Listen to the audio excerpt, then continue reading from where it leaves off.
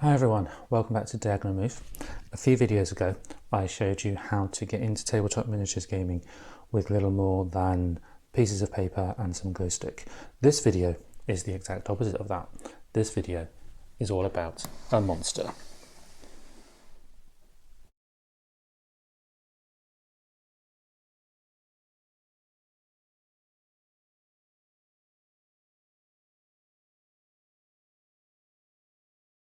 And that monster is, of course, Leviathan, Games Workshop's latest big box set for the latest version of Warhammer 40k.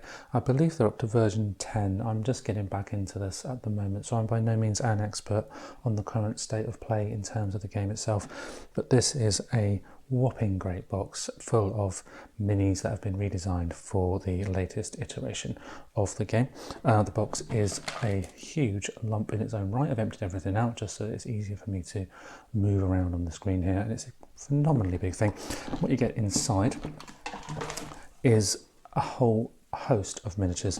It is the Space Marines, the Ultramarines, matching up against the Tyranids. As you can see on the price tag there, you will need a small mortgage to buy this particular box set. But honestly, even for someone as adverse to shelling out significant sums of money on pieces of plastic, this is an incredibly good value box as far as I can tell. So not only do we get all these miniatures, I think there's something like 72 in total split between the two sides. You also get a hardback copy of the rules plus various cards and some decals as well. Obviously they do come unpainted, as do all Games Workshop stuff. They're also unassembled and so on, and we'll go through the various components and also take a look at why this is or is not perhaps the best box set to buy for a complete beginner to Warhammer 40k. Okay, we have the stuff on the table here.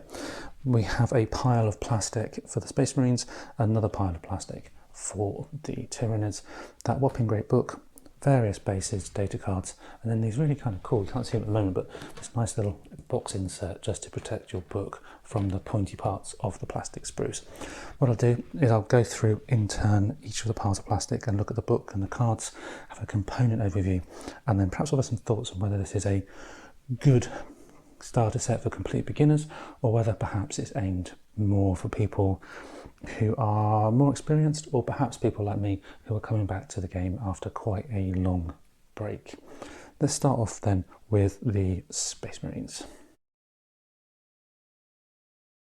There are 6 separate sprues for the Space Marines. It's the Ultramarine faction, I believe. We also have a set of decals to stick on once you've assembled and painted the miniatures.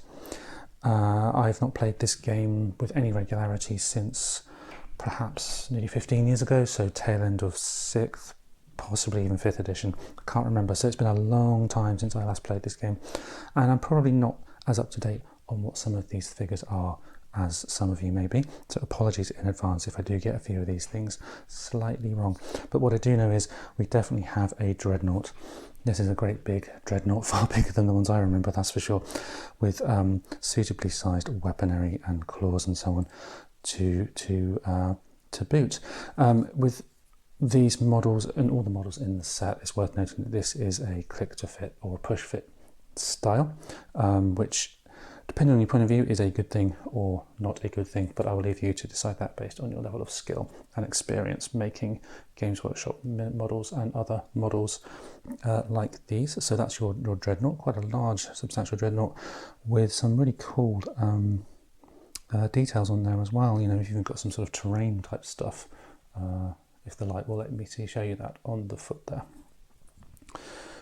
There are various character type models. I believe we have a librarian and a captain in Terminator armor. I'm not too sure which one this is, but it's definitely one of the characters in the Terminator armor.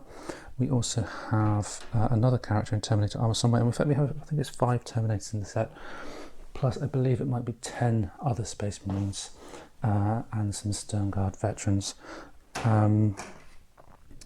So some of these names are very familiar to me and some of them are not, but it's just cool for me to note the different things, like the terrain almost there, the different armour and the upgrades, and they do definitely look somewhat bigger than I remember for sure. Obviously I've not played it for a while, but some really cool stuff going on here with these models. A few more models here. These look like the more standard Space Marines with what look like flamethrowers. I suppose they're Infernus Marines, I think. I don't know.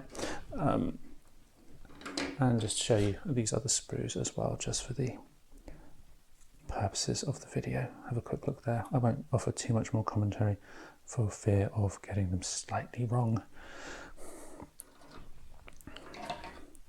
So yeah, lots of Space Marines for your investment in this game. I think it's actually something like 25, I think. So some pretty cool Space Marines right there. Certainly enough to make a decent sized starter army. Okay, that's the Space Marines. Let's have a look at the Tyranids. Off to see the Tyranids, and we have 7 sprues. Now this is cool. This is my reason for investing in this game. The Tyranids were an army that I always wanted to play when I was first getting into the game, but they either had hardly any miniatures or they were super expensive, and for whatever reason never got around to getting them. Instead I played Orcs, which had all the same problems but were slightly funnier. So the Tyranid collection in here again has a whole bunch of stuff I'm not familiar with, so bear with me, but we do definitely have a big creature here. I don't know what it's called. I'm sure I could look on the back of the box, but just to say it's a fantastic bug-like creature with some wonderful modelling and styling there. So, really cool, really neat, and that's going to look fantastic when you paint it and pop it on the table, with or without any terrain. It's just going to look like a fantastic model. If you're only interested in painting, some of the stuff here, it gives you such variety of things you can paint. It's really neat. And again, we have another whopping great thing here. Tentacles and claws are plenty, as you'd expect with the Tyranids. And interestingly, one of the creatures in this is the Screamer Killer Carnifex, which was always a model I liked many years ago, and for whatever reason never got hold of, or couldn't get hold of, and they've brought it back in this new set here, and it's a fantastic model. And these are the pieces in here that will allow you to build that fantastic model. The other big Tyranid in here, or bigger Tyranid, is the Tyranid Prime, and also there's an extra piece there for the Space Marines, but I didn't realise them until just now. So we do have actually 6.5 sheets for every faction in the game, so that's really cool.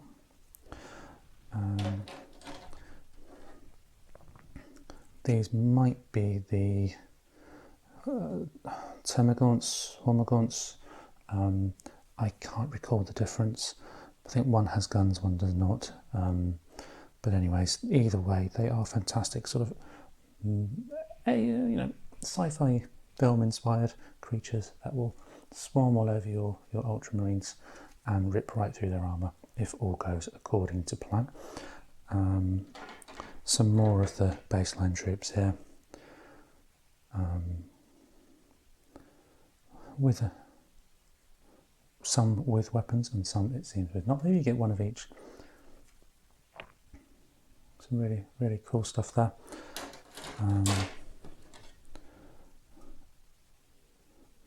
Bigger creatures here. I think these might be the Lictors, I think. Oh gosh, I might be saying that completely wrong, but either way, these are some cool bugs to put on your table. And the final one is some slightly bigger baseline troops. There we go. All of these obviously do come with bases, and the bases are a suitable size for the model that you have. But I won't show you the bases so much. They're their bases. But what we will do now is we'll look at the book and the cards that come with the game. Inside this box of cards we have a number of separate decks plus some objective tokens. These objective tokens are just to punch out and use to mark certain points on the battlefield. The battlefield itself is detailed in these setup instructions or these deployment zones, and there are a range of different types of deployment depending on the type of mission you want to do.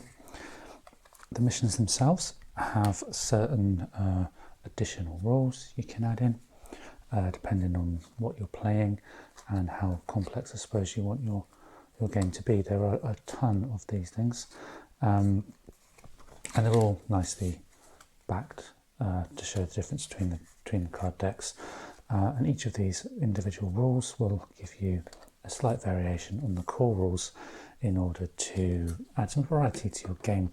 And in fact there's this rule sheet here that shows you how to use all of these different cards and how and where these different things vary from the core rules, and they're actually called Leviathan games.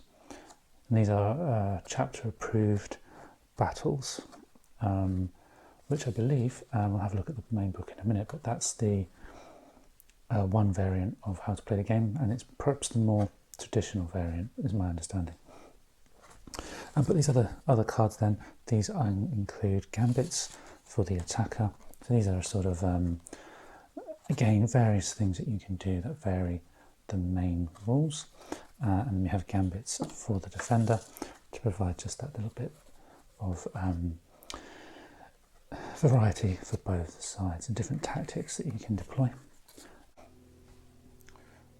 And then we have these secondary missions. So this deck here, which is the mission rule, provides that variety.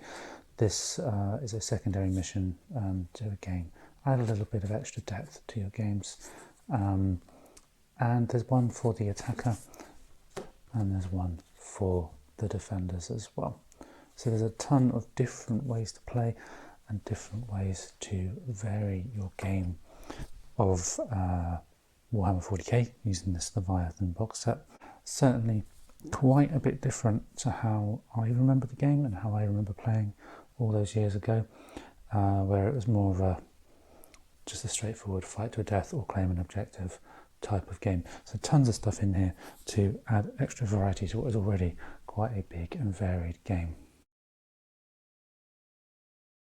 Finally, we have these two books. Now the first is this smaller book, and this really is the building instructions for all those figures that I showed you earlier on in this video. And the instructions themselves detail that you don't need any glue. Now, I personally would probably glue for that extra bit of security, but you don't need glue. There's a guide to what all the different symbols mean in the instruction deck and how to use the bases. And then there's a step-by-step guide for building each of the models.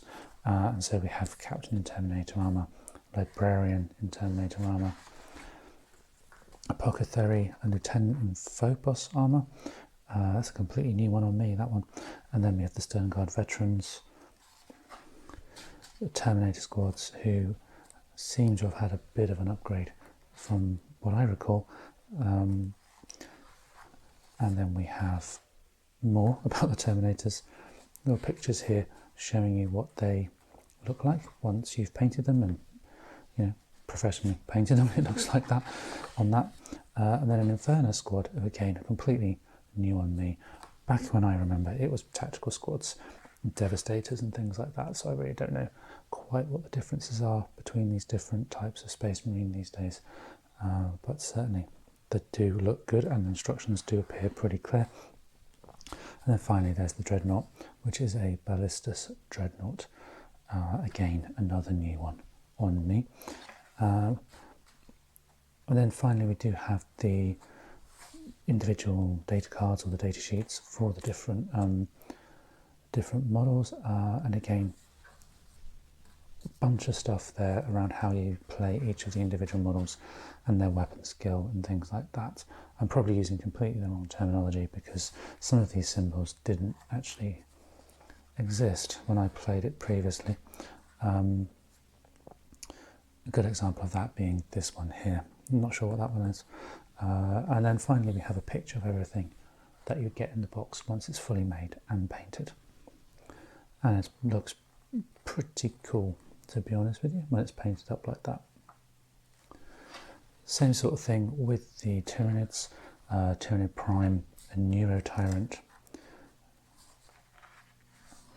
the Screamer Killer, which is the upgraded version of the old Carnifex model, and it's a really, really cool looking model when you see it painted up. And it's massive as well. And then we have the Von Ren's Leapers, not the Richters, which I think I called them before, but it's the Leapers. And then Termagant's Neurogaunts. Again, I think they're completely new on me. Barb Gaunts, which are definitely new. And then finally the Sarcophage, which looks like a great big ant or something. And yeah, another massive model, so you do get quite a nice variety and range of models, ranging from the relatively small ones to these great big things that the Tyranids have, and what does make the Tyranids such a distinctive looking army when you play it. And then we have the same data sheets here as well.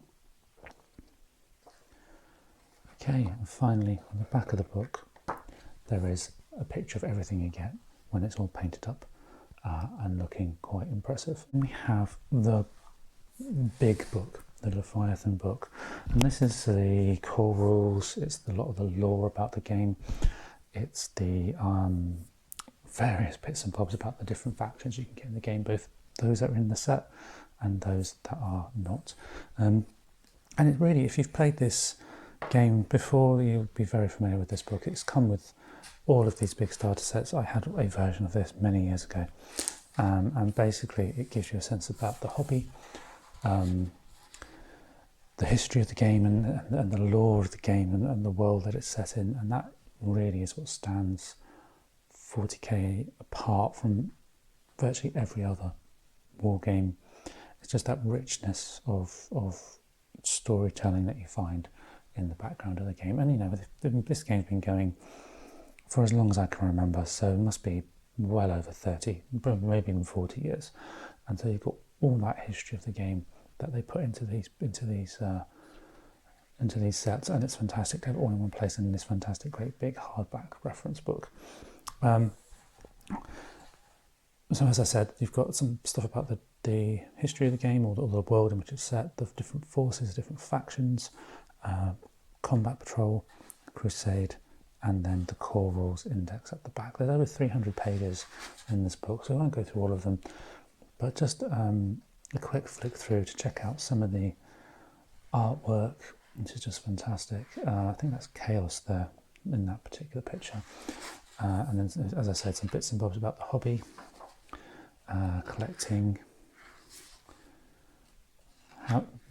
some tips on how to paint, not a huge number, and then how to actually play. And this is my thing. I like playing the game more than I like building and painting. And this is something, again, it's quite different, or it seems quite different from what it was when I last played properly. You've got Combat Patrol, which is a game style that I don't recognise. There's then a narrative crusade, so it's a series of linked, a way to play with a series of linked games.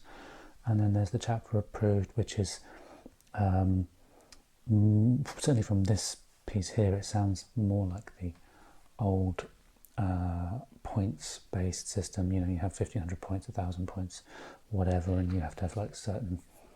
I think it used to be called heavy support, elite, and then the core of the army. And here we go, some fantastic examples of terrain and monsters, and then the different rounds within what presumably is now the main way to play the game, which is that combat patrol way to play. Tons and tons of stuff here. Imperial Knights or Chaos Knights, and then we go into the history just to flick through. Yeah, so it's a wonderful book. It's absolutely massive. Maps of the stars, different parts of the Imperium, history of different institutions like the Inquisition there, the impact of chaos on the world, the different dark gods within chaos, all the history of the Imperium of Man and the different threats that face it from aliens, from chaos, and from itself as well. So loads there. And so you have the different factions of Space Marines. Now, Space Marines, this is again something that has expanded massively since I last played, but you have the basic Space Marines, or the Adeptus Astartes, as I think they're called these days. Things like the Blood Angels, the Dark Angels. I think you may also have the Space Wolves in here somewhere, the Death Watch. And some of these are factions I recognise, like the Space Wolves, some of them are not. For example, the Adeptus Custodes, I'm not sure who they are. In fact, they look a little bit like the Age of Sigmar stuff, the fantasy equivalent. The Sisters of Battle have had a name change, as so many other things. And then we have the Adeptus Mechanicus, again another relatively new one, the Imperial Guard, or the old Imperial Guard, now known as the Astra Militarum, Grey Knights, and then the various Chaos forces, whether they're Chaos Marines or pure Chaos armies featuring just the demons and the knights, like that one there, which is just such a cool picture, fighting there against the Tau, it would seem. And the Eldar, again, or the Eldari, another name upgrade from memory, the Drukhari, or as I used to think of them, the Dark Eldar, and then the Tyranids from this set. So yeah, a fantastic book, Gene Stealer Cults, completely new to me, but on a brief read that I've had, seems to be an army which is all about how the Tyranids first identify worlds and they slowly infiltrate secretly using the Gene Stealers and hybrid Gene Stealers, and then act as a beacon for the rest of the Tyranid swarm, so they become their own separate faction, which is quite cool. And then we have the Space Dwarves, or the Leagues of Votan. Now these, when I last played, or when I first played, these had just stopped being part of the regular Warhammer universe, but it seems like they have been reintroduced at some point over the years. Necrons, or the Armoured Skeletons, then of course the Orcs, the army that I used to play. They're funny, so when you're getting trashed by your far better opponent, you can at least have a good giggle about the ineffectiveness of your 60-odd guys with guns. And then finally the Tau, move and shoot all the way through, or at least they used to be. Okay, so tons more pictures, and then the rules. So we have like things like command phase, the movement phase, shooting phase, charge phase, and fight phase, and then obviously information about all of that. Here, transports, aircraft are in here somewhere, weapon abilities, tons and tons and tons of rule detail, and that is the thing with this game. It is a big game, and it has grown since I last played, that's for sure. Grown massively. Stratagems, terrain was never much of a feature when I played, but I think it has become more of a feature over the years. And then we have aircraft, and then those deployments and things that are on those cards, and then how to play the combat patrol style. Okay, and then finally we have this section, which I think is actually also available as a separate book, which details the history of the Leviathan set and how the Tyranid menace that has been threatened for such a long time in the lore has finally arrived, and that is what this box set illustrates. It's the arrival of one of the hive fleets in Imperial space. And yeah, and again, it's full of fantastic pictures, tons and tons and tons of lore, and of course the fantastically painted models and so on. Okay, and then there are also, which is again I think new, it's a way to play using a crusade mode, which I think is that linked narrative style campaign. Okay, so lots and lots and lots of stuff in this box. Question is it a box that is worth getting? And I think that answer depends on who you are. Is it a good starter set? For complete beginners, so people who have never ever played the game before, I would say probably not. It's very expensive. It is also lacking certain things you need to play, so there are no dice, there are no weapon templates, nothing like that in the game that you do need to play, or at least that you used to need to be able to play. There's no measuring stick, for example. So for a complete beginner, it's a very expensive investment that you would then also need to buy other things for the simple act of beginning to play your first game. For more experienced players, it's a phenomenally good value for money. There's well over £150 worth of models in here. There are the hardback book, the data cards. It's such a great way to expand your collection. So while it may not be a great starter set for the absolute beginner, for people who are more experienced and just want to expand their models, it's fantastic, as these sorts of sets almost always are with Warhammer 40k. For someone like myself who's just coming back into it, again, it's a really good way to jump back on board without having to go and worry about finding individual rules for individual armies. You can get 2 armies straight away, all the rules, everything you need to play, because if you are anything like me, you've still got stuff from the last time you played lying around the house somewhere. It's all those blast templates and things, you still have them to hand. One thing I probably would note for the people who are very much into the modelling side of the game, these models are all that push-fit style, so there's no real means to pose the models in any other way than what is the pose that they're built in. So you would have to go into some serious kit bashing, I think, to realign these models in any other poses. So that's just a caveat there for the people who really do like the modelling and the painting. The posability is somewhat limited, but on the whole, it's a fantastic box set. It's something I'm going to spend hours building and hours playing, and probably marks the start of yet another foray into the world of Warhammer 40k for me. Probably the 4th or 5th time over the years that I've done this, and it's certainly a fantastic set as far as I can see.